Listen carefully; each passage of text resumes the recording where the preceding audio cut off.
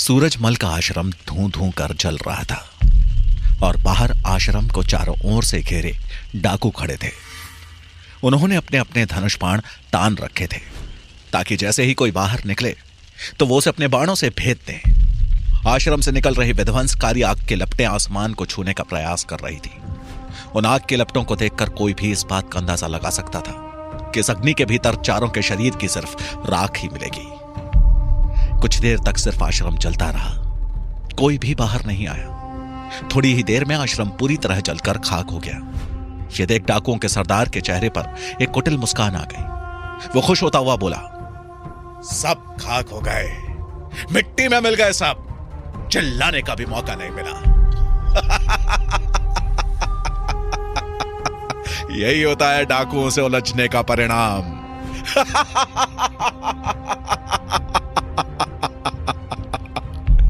और ये कहकर वो ठहाके मारकर हंसने लगा। उसके बाकी साथी भी चले हुए आश्रम की तरफ देखकर हंसने लगे। सरदार ने खुश होते हुए अपने साथियों से कहा, हम जीत गए, नाचो बजाओ, खुशियां मनाओ। हमने आज अपने एक और शत्रु को रास्ते से हटा दिया। उसके सभी साथी खुशी से अपने दोनों हाथ ऊपर कर नाचने लगे। तभी वहां मालकेतु भी आ पहुंचा। मालकेतु को देखते ही डाकुओं के सरदार ने कहा, देख लो अपने शत्रुओं को, ध्यान से देख लो, उनके निशान भी नहीं मिलेंगे, खाक हो गए सबके सब। मालकेतु ने देखा तो उसकी भी खुशी का ठिकाना नहीं रहा। वहां आश्रम के नाम पर सिर्फ राख ही बची थी, जिसका धुआं किसी कोहरे की तरह आसपास जम चुका था। मालकेतु मुस्कुराते हुए बोला, बहुत खूब सरदार, आपने तो हमारे रास्ते का एक बड़ा कांटा हटा दिया। सरदार बोले, तुम तो बोलते थे कि चाणक्य ये है, चाणक्य वो है, उनके पास बहुत बुद्धि है। देखो अब यहां तो खुद चाणक्य ही नहीं है, उसकी बुद्धि कहां रहेगी है?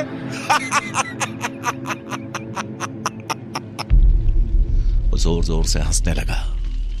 मालकेतु बोला, मैं ये सुखद खबर आचार्य गजानन को सुनाता हूं, वो बहुत खुश होंगे।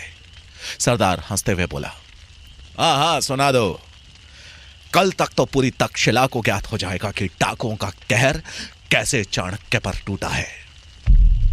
मालकेतु मुस्कुराता हुआ वहां से आचार्य गजानन के पास जाने के लिए निकला।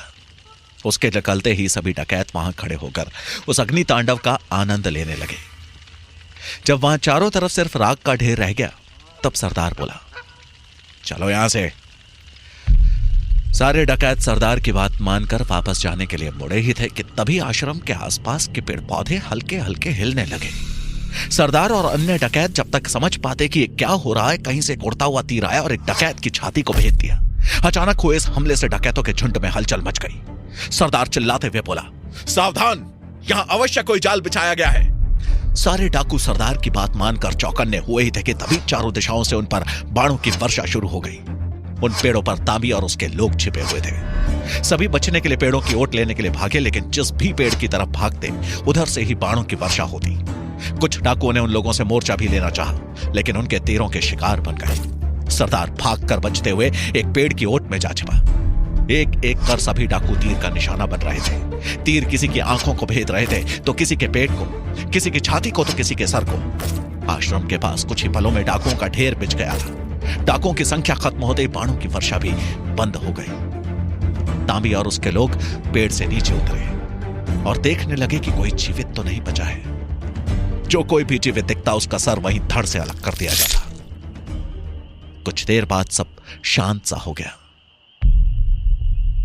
वहां शांति देखकर सरदार, जो एक पेड़ की ओट में छिपा हुआ था, बाहर निकला। उसके हाथ में तलवार थी। गुस्से में दहाड़ता हुआ वो बोला, छोड़ूंगा नहीं मैं तुम सबको। कौन हो तुम लोग? अपने आदमियों की मौत का बदला मैं अवश्य लूंगा। उसकी बात सुनकर तांबी और उसके आदमी हंसने लगे। तभी एक तरफ से वहां पर सूरजमल चंद्रगुप्त और सुकेतु के साथ आया। चंद्रगुप्त और सूरजमल जहां डाकू के सरदार को देखकर मुस्कुरा रहे थे, वहीं सुकेतु को उसका चेहरा देख अपनी माता पिता के मृत शरीर याद आ गए। आज उसके माता पिता को मारने वाला हत्यारा उसके सामने था। उनको जीवित देख सरदार के होश उड़ गए। सरदार बोला, हंस लो, अरे हिम्मत थी तो सामने से वार कर दे। ये छिपकर वाण चलाकर तुम सभी खुद को शूरवीर समझ रहे हो। तभी चाणक्य की जोरदार आवाज गूंजी, तुमने भी तो छिपकर ही वार किया था। सरदार ने आवाज की दिशा में देखा तो भीड़ को चीरते हुए चाणक्य तेज कदमों से सरदार के सामने आकर खड़े हो गए। उनकी खुली शिखा के लहराते बाल, चेहरे का तेज और ब्राह्मण वेश देखकर सरदार को यह समझने में जरा भी देर नहीं लगी कि यही आचार्य चाणक्य है। सबके चेहरे पर एक हल्की मुस्कान थी। वहीं मालकेतु खुशी खुशी आचार्य गजानन से मिलने तक्षशिला पहुंचा। मालकेतु को देखते ही गजानन ने तुरंत पूछा, क्या हुआ, कार्य संपन्न हो गया? मालकेतु मुस्कुराता हुआ बोला, आचार्य, कार्य संपन्न हुआ। गजानन के चेहरे पर खुशियां दौड़ गई। उनके साथ वहां पब्बत और वीरसेन भी थे। उनके चेहरे पर भी खुशी दिखाई दे रही थी। पब्बत ने उत्सुकतावश पूछा, क्या हुआ, साफ साफ बताओ। मालकेतु बोला, सबके सब मारे गए। आश्रम के साथ सभी जलकर खाक हो गए। अफसोस मैं सूरजमल को जलता नहीं देख सका। पब्बत ने भी निराश होकर कहा, मैं भी चंद्रगुप्त को तड़पते हुए देखना चाहता था। उसके चेहरे पर वो भय देखना चाहता था। गजानन खुश होते हुए बोले, देखना तो मैं भी चाणक्य को चाहता था, लेकिन जो हुआ अच्छा हुआ। हमारा जीना मुश्किल कर दिया था। अब आराम से तक्षशिला में रह सकते हैं। वीरसेन मुंह बनाते हुए बोला, आप लोग मुझे कैसे भूल सकते हैं? मैं भी तो सुकेतु को चलता हुआ देखना चाहता था। कैसे उसने मेरी बेइज्जती की थी पुस्तकालय में। मैं तो अपने हाथों से उसे जलाना चाहता था। गजानन हंसते हुए बोले, चलो एक साथ ही सारे कांटे रास्ते से उखड़ गए। अब हम जश्न मनाएंगे, जीत का जश्न। जहां गजानन चाणक्य की मृत्यु का जश्न मनाने की सोच रहे थे, वहीं चाणक्य डकैतों के सरदार के सामने जीवित खड़े थे। सरदार हैरानी से चाणक्य को देखे जा रहा था। चाणक्य बोले, तुम मेरी ही खोज में यहां तक आए थे ना? तुमने मुझे मार भी डाला, लेकिन मैं तो जिंदा हूं और सही सलामत तुम्हारे सामने खड़ा हूं। चाहो तो फिर से मारने की कोशिश कर सकते हो। सरदार हैरानी से बोला, आचार्य चाणक्य। चाणक्य मुस्कुराते हुए बोले, नहीं, तुम्हारे लिए सिर्फ चाणक्य। सरदार सवालिया नजरों से चाणक्य की तरफ देख रहा था। उसे भरोसा ही नहीं हो रहा था कि सब बच कैसे गए। उसने तो आश्रम में सबकी उपस्थिति पूरी तरह सुनिश्चित करने के बाद ही आग लगाई थी। फिर इन सब का बचना उसे किसी चमत्कार से कम नहीं लग रहा था। उसकी हैरानी भांपते हुए चाणक्य आगे बोले, विश्वास बहुत छोटा शब्द है, लेकिन जब आत्मा में बस जाए तो नामुमकिन को भी मुमकिन कर देता है। तुम्हें विश्वास था अपनी सैन्य शक्ति पे और मुझे मेरी बुद्धि पे। तुम्हें क्या लगा था कि तुम यहां खुद आए हो? नहीं, तुम यहां लाए गए हो। यह सुनकर सरदार हैरान था। वो बोला, आपने मुझे यहां बुलाया? चाणक्य मुस्कुराते हुए बोले, हां, यह मेरी ही योजना थी जिसने तुम्हें यहां आने पे मजबूर किया। हाथियों का मेरे आश्रम में आकर तोड़फोड़ करना और फिर आश्रम का पुनः निर्माण करना मेरी एक सोची समझी योजना थी, और तुम मेरे इस बिछाए जाल में फंसी गए। चंद्रगुप्त और सुकन्या भी आचार्य की बात सुनकर हैरान थे। उन्हें अब आचार्य चाणक्य की कही बातों का अर्थ समझ आ रहा था। सरदार बोला, इस भीषण अग्नि से तुम लोग बच कैसे गए? चाणक्य ने सरदार से कहा, ठीक वैसे ही जैसे पांडव लाक्षागृह की आग से बच गए थे। हमने आश्रम के नीचे पहले से ही एक सुरंग खोद रखी थी। आश्रम में आग लगते ही हम सुरंग के रास्ते बाहर निकल गए और तुम लोगों ने हमें मृत समझ लिया।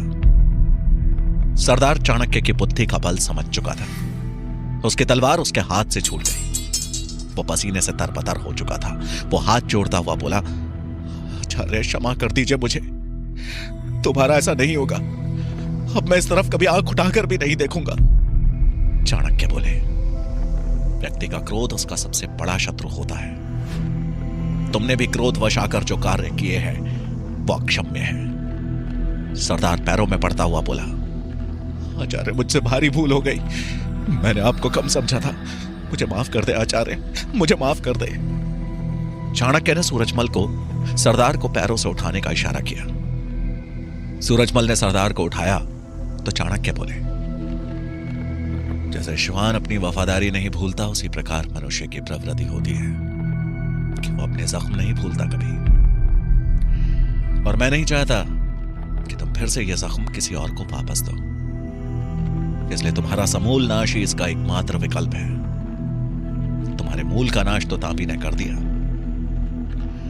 अब तुम्हारा नाश होगा। सरदार का शरीर अब डर से कांपने लगा। उसे अब अपनी मृत्यु साफ नजर आने लगी थी। चाणक्य सुकेतु बनी सुकन्या की तरफ मुड़े और बोले, यही है ना तुम्हारे माता पिता का हत्यारा? उठाओ खंजर और इसकी आंखों में आंखें डालकर इसके सर को धड़ से अलग कर दो। सुकन्या थोड़ी डरी हुई थी। चंद्रगुप्त ने उसकी तरफ देखा और कहा, डरने की जरूरत नहीं है, ये तुम्हारा अपराधी है और तुम्हें इसे सजा देने का पूरा हक है। ये इसके किए की सजा है।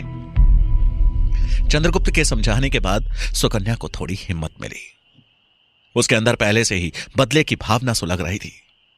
अपनी आंखें बंद की तो उसने अपने माता पिता की निर्मम हत्या वाला क्षण एक दृश्य की तरह अपनी आंखों के आगे चलते हुए देखा। उसके अंदर इतना गुस्सा भर गया था कि उसने अपने वस्त्रों में छिपाया अपना खंजर निकाला और सरदार की तरफ तेजी से बढ़ी। क्रोध से उसकी आंखें लाल हो चुकी थी। सरदार ने उसकी आंखों में देखा तो उसे अपनी मृत्यु साफ दिखाई देने लगी, लेकिन अपने बचाव में वो कुछ करता उससे पहले ही सुकेतु ने उसकी आंखों में देखते हुए खंजर उसकी गर्दन पर चला दिया। खंजर का वार इतना भयानक था कि उसकी गर्दन से खून का फंवारा फूट पड़ा। वो अपनी सांसों के लिए तड़पने लगा और कुछ ही पलों में उसके प्राण पखेरु हो गए। वहीं अपना बदला पूरा करके सुकेतु बनी सुकन्या को एक अजीब सी शांति महसूस हुई। उसकी आंख से आंसू बहने लगे और वो फपक फपक कर रो पड़ी। चंद्रगुप्त ने तुरंत आगे बढ़कर सुकन्या को संभाला। इधर मगध में मुरा आज राजमहल से इसी निश्चय के साथ निकली कि आज वो मंत्री शंभुनाथ से मिलकर अपने रिश्तेदार के बारे में बात करके रहेगी। इस बार वो पहले से ज्यादा सतर्क थी। उसे ज्ञात था कि उसके निकलते ही कोई ना कोई उसका पीछा जरूर करेगा। वो जैसे ही राजमहल से निकली, एक गुप्तचर ने उसका पीछा करना शुरू किया। मुरा इसका बराबर ध्यान रख रही थी। वो तिरछी नजरों से देखती और फिर तुरंत अपना रास्ता बदल लेती। वो कुछ देर तक ऐसे ही पाटलिपुत्र की गलियों में भटकती रही और गुप्तचर को अपने साथ दौड़ाती रही। कभी किसी मटके वाले के पास जाकर मटके देखने का नाटक करने लगती, तो कभी वस्त्र वाले के पास जाकर वस्त्र का दाम पूछने लगती। गुप्तचर भी उसकी इस हरकत से परेशान हो चुका था। वो एक मटके वाले के पास पानी पीने के लिए रुका। इस बीच जैसे ही उसकी नजर मुरा से हटी, मुरा वहां से गायब हो चुकी थी। गुप्तचर ने भाग भाग कर देखना शुरू किया, लेकिन उसे कहीं भी मुरा नहीं दिखी। थक हार कर वो इसकी सूचना सेनापति भुजंग को देने चला गया। वहीं मुरा मंत्री शंभुनाथ के घर में चुपके से पहुंच चुकी थी। उसने द्वार खटखटाया। शंभुनाथ ने स्वयं द्वार खोला और सामने मुरा को देख हैरान रह गए। उन्होंने ध्यान से बाहर देखा कि कोई उन्हें देख तो नहीं रहा। फिर उन्होंने मुरा को भीतर आने का इशारा किया। मुरा के भीतर प्रवेश करते ही उन्होंने भीतर से द्वार बंद कर दिया और मुरा से बोले, तुम अचानक से यहां? किसी ने तुम्हें आते देखा तो नहीं? मुरा बोली, नहीं मंत्री जी, एक गुप्तचर मेरे पीछे पड़ा था, लेकिन मैंने उसे चकमा दे दिया। मंत्री शंभुनाथ गद्दी पर बैठ गए और मुरा को सामने बैठने का इशारा किया। शंभुनाथ बोले, कहो क्यों अचानक यहां आने का कारण? मुरा बोली, मंत्री जी, मैं काफी समय से आपको एक बात बताना चाहती थी, बस समय नहीं मिला। बात यह है कि मेरी एक रिश्तेदार मेरे पीछे पड़ी हुई है। उसने महल में मेरा जीना दूभर कर दिया है। उसने रिश्तेदार से मिलने और उसकी धमकी देने की सारी कहानी शंभुनाथ को सुना दी। शंभुनाथ कुछ सोचते हुए बोले, यह तो बहुत ही विकट परिस्थिति है। तुम अभी यहां से जाओ। मैं सीधे तौर पे उसे दंड नहीं दे सकता, वरना अमात्य को शक हो जाएगा। मैं कुछ ऐसा षड्यंत्र रचूंगा कि उसे महल से हटाकर कारावास में डाल दिया जाए। ऐसी कैद कि दोबारा वो कभी बाहर नहीं आएगी। मुरा डरती हुई बोली, षड्यंत्र? कैसा षड्यंत्र मंत्री जी? शंभुनाथ बोले। उसे खाद्य चोरी के आरोप में कैद में भिजवाने का विचार है, या फिर महाराज के भोजन में विष डलवाने का। ऐसे में वो या तो कैद में चली जाएगी या फिर उसे मृत्यु दंड मिलेगा। मुरा उदास होती हुई बोली, अगर वो वापस कैद में गई तो मेरे पुत्र का पता कौन बताएगा? शंभुनाथ बोले, तुम बहुत भोली हो। ऐसे लोग कभी दूसरों का हित नहीं करते। अपना हित साधने के बाद ये तुम्हें ठोकर मार देते हैं। क्या तुम भूल गई तुम्हारे पुत्र को कैसे इन्हीं लोगों ने बेचा था? क्या तुम्हें ऐसे लोगों से अब भी आशा है अपने पुत्र के बारे में जानने की, जो इतने वर्षों के बाद भी नहीं बदले? मुरा कुछ नहीं बोली। मंत्री शंभुनाथ बोले, तुम चिंता मत करो, तुम्हें अब कोई भी तंग नहीं करेगा, तुम जा सकती हो। मुरा जाने के लिए खड़ी हुई, तभी दरवाजे पर किसी की दस्तक हुई। मंत्री शंभुनाथ और मुरा चौंक गए। मंत्री शंभुनाथ ने अंदर से ही पूछा, कौन है? बाहर से आवाज आई, सेनापति भुजंग। मुरा सकबका गई। शंभुनाथ फुसफुसाकर बोले, शांत रहो, तुम्हें कुछ नहीं होगा। फिर वो विनम्र भाव से सेनापति से बोले, क्या कार्य है? सेनापति ने कहा, मंत्री जी, आपके घर की तलाशी लेनी है। एक अपराधी अभी अभी इधर से भागा है, उसी को ढूंढ रहे हैं। शंभुनाथ ने कहा, यहां कोई भी अपराधी नहीं आया है, तुम जा सकते हो। सेनापति बोले, क्षमा करें मंत्री जी, आपके घर की तलाशी लेकर हमें सत्यता की पुष्टि कर लेने दीजिए, अन्यथा आपको राजकार्य में दखल देने के कारण अपराधी समझा जाएगा। यह अमात्य का आदेश है। शंभुनाथ के पास दरवाजा नहीं खोलने का अब कोई भी विकल्प नहीं था। उन्होंने मुरा से कक्ष की तरफ इशारा करते हुए कहा, उस कक्ष में चली जाओ, मैं कोशिश करूंगा कि सेनापति जोर ना आए। मुरा बोली, जी मंत्री जी, मैं भी कोशिश करूंगी अपना संरक्षण करने की। मुरा उस कक्ष के अंदर चली गई। शंभुनाथ को भी नहीं पता था कि आगे क्या होगा। उन्होंने दरवाजा खोल दिया। सेनापति अकेले ही अंदर घुस आए और एक एक कर कक्ष की जांच करने लगे। अंत में वो उस कक्ष की तरफ बढ़े जिसके अंदर मुरा थी। शंभुनाथ बोले, रुको, वहां कुछ नहीं है तुम्हारे लिए। ये सुनते ही सेनापति का शक और बढ़ गया और वो उस कक्ष की ओर बढ़ने लगे। सेनापति को उस कक्ष की ओर बढ़ता हुआ देख शंभुनाथ के पसीने छूटने लगे। वो चाहकर भी अब कुछ नहीं कर सकते थे। भुजंग ने कक्ष के पास पहुंचकर उसका द्वार खोल दिया। शंभुनाथ का गला पूरी तरह सूख चुका था। क्या सेनापति भुजंग को मंत्री शंभुनाथ और मुरा के साथ होने का पता चल जाएगा? क्या शंभुनाथ मुरा के रिश्तेदार को फंसाने में कामयाब हो पाएंगे? चाणक्य को जीवित पाकर अब गजानन कौन सी अगली चाल चलेंगे? जानने के लिए सुनिए चाणक्य का अगला भाग।